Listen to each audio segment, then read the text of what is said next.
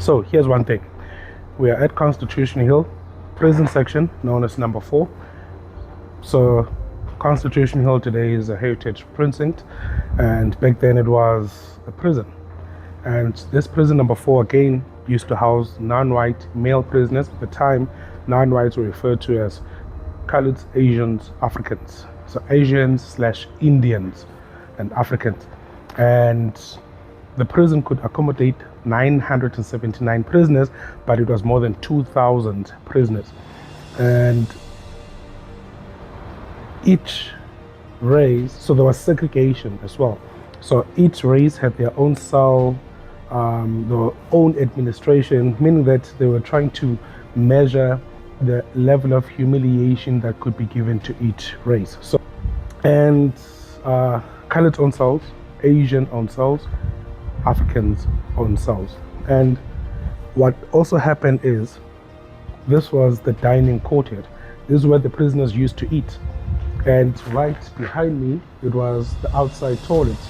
And it's what you would call long drops, squat toilets, squatty potties. The Austrians call them Italian toilets. Italians call them Turkish toilets. Turkish call them French toilets. So basically, those were the outside toilets.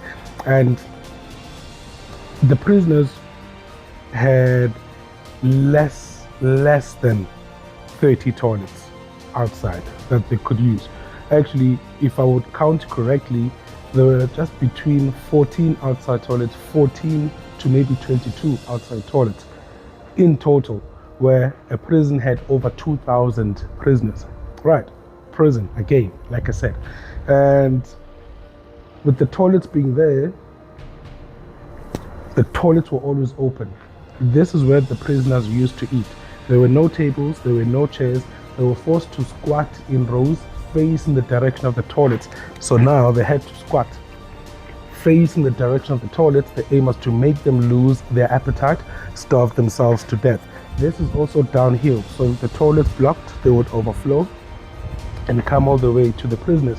But this was intentional. This was no accidental design. It was to make sure that there would be diseases that would run within the prison. These diseases had no cure. So you had diseases such as typhoid, cholera, malaria, and doctors were only present for part of the day, having no facilities to treat any of those diseases. So many never survived the condition. So again, a rehabilitation center, I think not. Now also within the same space, there was another activity that used to take place. It was known as Tauza. So Tauza was a strip search.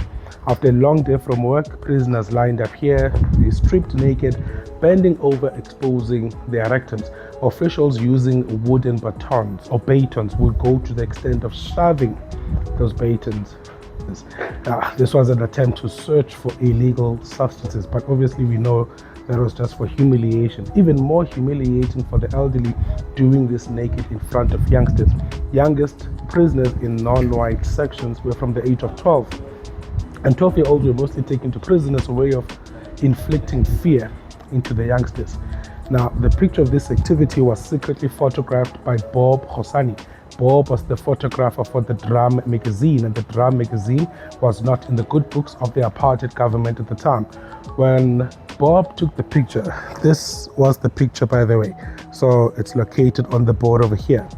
Bob took the picture whilst he was standing on the rooftop of a building which is located right behind me. It's a building that you see with like a balcony and 2 staircases. That was known as the Queen Victoria Hospital. It was a whites only hospital. When actually, even the structure above me was not there yet. It wasn't there. So it was only introduced after 1954, after this picture was published. So let's take a closer look at the picture.